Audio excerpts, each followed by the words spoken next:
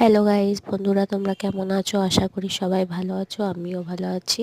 তা আজকে রাতে আমি একটা সবজি বানিয়েছি, কালকে রাতে বানিয়েছিলাম, সেইটা তোমাদের সঙ্গে আজকে শেয়ার করছি। তা এটা রুটির সাথে খুবই ভালো। হ্যালো গাইস, বন্ধুরা তোমরা কেমন আছো? আশা করি সবাই ভালো আছো, আমিও ভালো আছি। তা আজকে রাতে আমি একটা সবজি বানিয়েছি, কালকে রাতে বানিয়েছিলাম, সেইটা তোমাদের সঙ্গে আজকে শেয়ার করছি। তা এটা রুটির সাথে খুবই ভালো। এতে গাজর,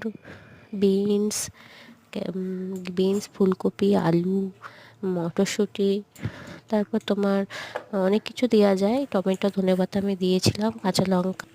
এতে গাজর,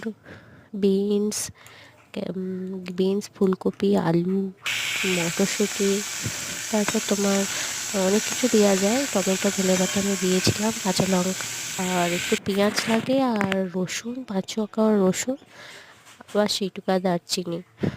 প্রথমে এই যে কপিটাকে আমি গরম জলে নুন হলুদ দিয়ে একটু ভাপিয়ে নেব।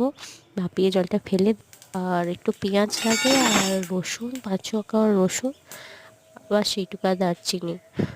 প্রথমে এই যে কপিটাকে আমি গরম জলে নুন হলুদ দিয়ে একটু ভাপিয়ে নেব। ভাপিয়ে জলটা ফেলে ফেলে দিয়ে তেলে ভাজবো। আশা করি এটা এর আগে তোমরা কোথাও দেখেছো না কি জানি না, বাট যদি এটা ট্রাই করে দেবো, খুব ভালো লাগে রুটি দিয়ে খেতে। কপিটা আমি ভালো করে একটু ভেজে নিলাম,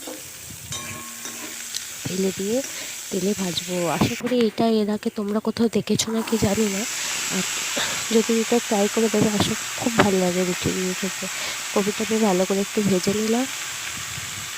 কপিটা ভালো করে ভাজা হয়ে গেলে, তা ওই তেলেই আমি একটু তেল দিয়ে তো কী করেছি, একটু গোটা জিরে দিয়েছি। আর তারপর একটু পেঁয়াজ দিয়ে, পেঁয়াজটা লাল হয়ে গেলে, কপিটা ভালো করে ভাজা হয়ে গেলে, তা ওই তেলেই আমি একটু তেল দিয়ে তো কী করেছি, একটু গোটা জিরে দিয়েছি। আর তারপর একটু পেঁয়াজ দিয়ে, পেঁয়াজটা লাল হয়ে গেলে, এই যে জিরেটা দিয়েছি, জিরেটা একটু লাল হয়ে গেলে পেঁয়াজ দিয়ে দেবো।